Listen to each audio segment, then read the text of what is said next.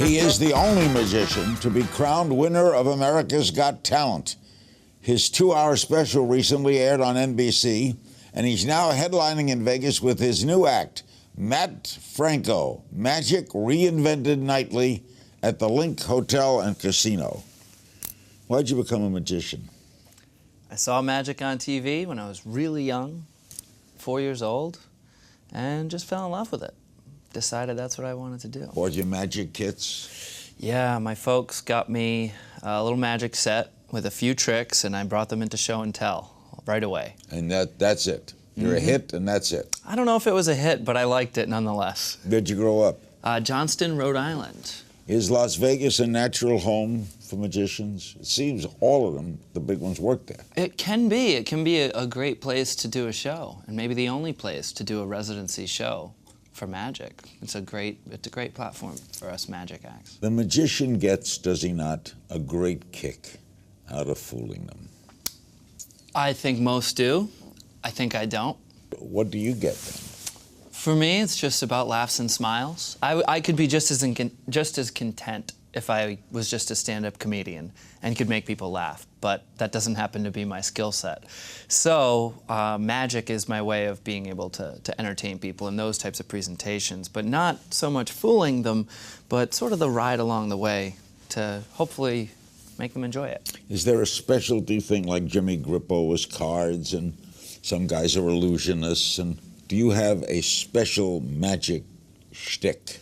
I think for me, the specialty is sleight of hand in general, as well as interactive magic. I really, what does give me a kick is involving my audience in the show. You bring them up on stage? So often, and I join them in the audience. I do a lot of both. I like it to be sort of an immersive environment. I'm less interested in people watching a show and more interested in those that want to be participating in the show. Do you change your act?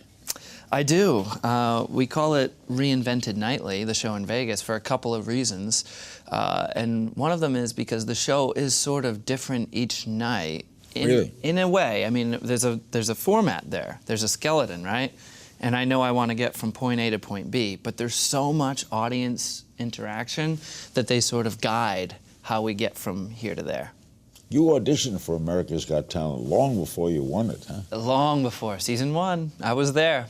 New York City. Yeah, season 1. I showed up and, you know, I was probably 15, 16 years old. 15, I guess. And stood in line all day. Went in. I had my act all ready. I was excited. I was confident. I was a teenager. And halfway through the act, the producer stopped me and said, "All right, thank you." That was it. Did you keep going back or waited a while? Never went back. Never went back until season 9. And we know what happened there. Crazy. What was it like to win? Pretty surreal. I never really thought I'd see the day any magician would win that show, because 2 ventriloquists have won. 2 now. Crazy. The first one is still doing that act in Vegas. What's his name? Terry Fader. Terry Fader. I've interviewed Terry a few times. He's got a great act. And yes. Paul Zerdin is the other one, right? Yes. Both They're very both talented. terrific, right? Mm-hmm. Were you surprised you won? Extremely. What trick did you do? Well, there were a lot of magicians on my season, more than they'd had previously. So they sort of encouraged us to each stay in our own lane. There was a guy who specialized in sort of mental magic, mentalism. There was sort of Dunninger. Yeah, there was a comedy duo. Penn and Teller. Yeah, yes. And then there was sort of a street magician, right? And then there was me. And I did my audition. I told a story about my life and their show by doing what I call a card story, where you're shuffling the cards and finding the cards you need as you go to tell the story. And because that had gone well, they said, "We'd love if you could." And they said, "We know it's a challenge, but if you could continue doing card tricks all along, that would be great." And I'm like, okay. But having done magic for such a long time, I thought, well, that might be a fun challenge, you know? It's weird to do just cards because that's not all I do, right? But I figured that might be a fun challenge, so let's see how that goes. How far can I stretch the boundaries for what people think a card trick can be? And that's what I tried to do. So in the finale, I actually did a trick with a human deck of cards.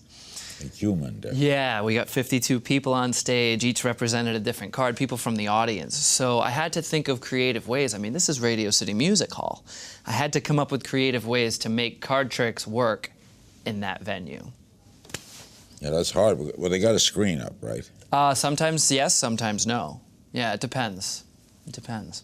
Jeez. I know. When I did my audition here at the Dolby Theater, and I told my card story, there were no screens.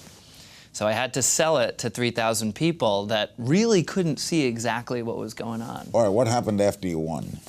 Did life change? It really did. It spun out of control in the best way possible.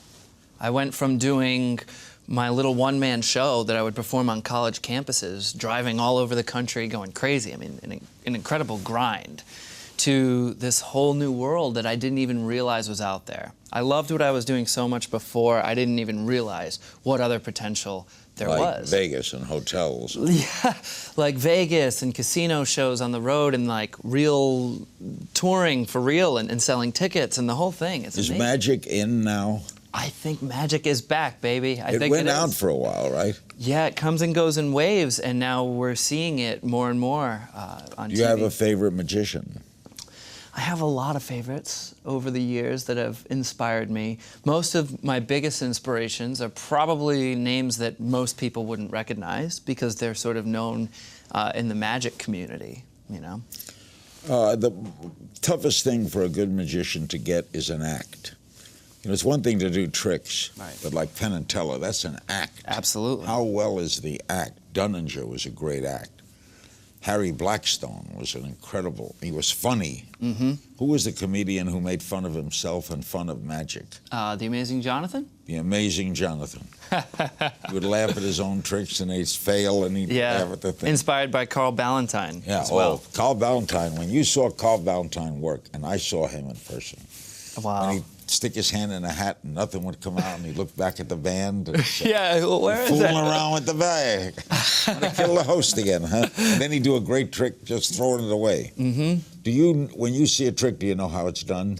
Typically, but it doesn't matter to me. Magic is not about the tricks for me, and I think that's exactly what you were just saying. It's about the presentation, it's about the act and how you engage the audience and bring them in, and how do you make them care? You like Penn and Teller, I love Penn and Teller. and they're funny. Yeah, they're very funny. I had the lucky opportunity to work with them during that TV special that you mentioned. We collaborated to create our own special trick that we filmed out in Vegas at the Rio. It was really fun. It's a great idea to have one not talk.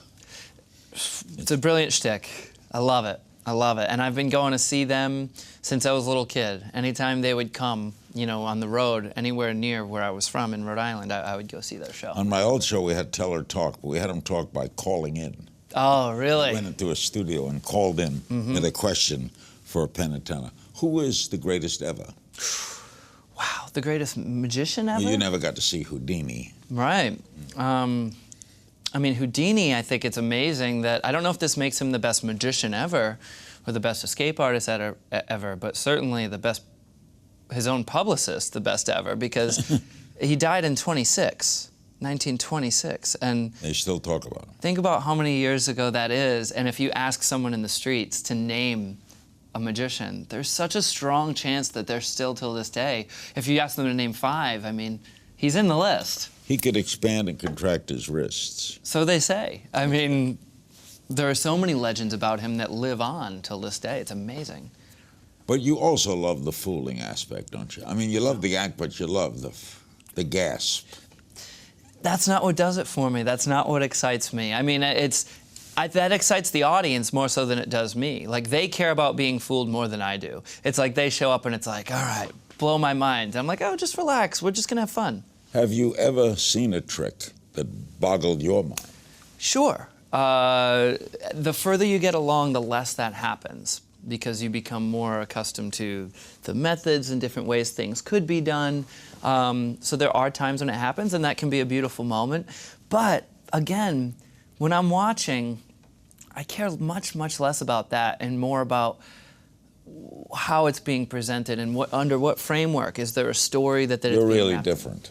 I don't know. Maybe. Well, you're reinventing every night, right? I'm trying to. Harry Blackstone told me once, and then we'll have you do a little trick here. Oh, sure. As an aside, when I asked him a tricky, he was in India, and there was a guy climbed a rope. Yes.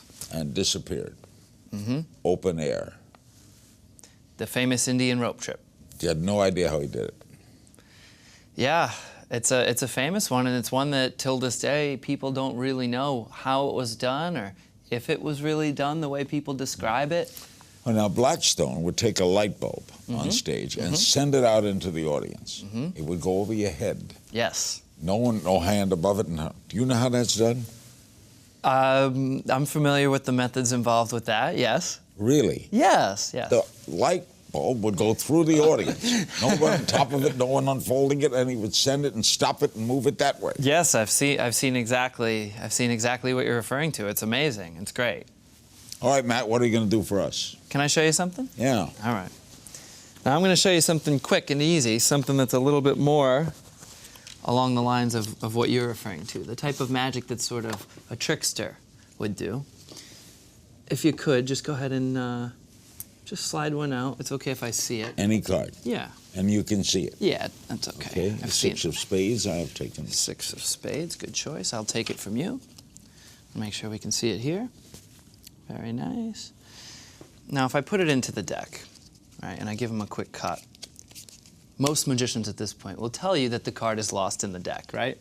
I wouldn't do that to you. It's still on the top. That's the easy part, okay?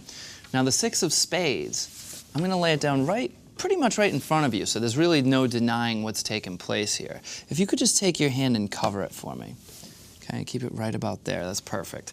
And now I'm going to use one, Larry, that's not it. So, for example, the seven of hearts here. Can you see the seven? Watch. I'm going to try to do this quick. That's actually my favorite card in the deck. Watch the seven. Did you feel anything? I hit my thumb. That's it, right? That's it. Six of spades. You got to be kidding. Seven of hearts.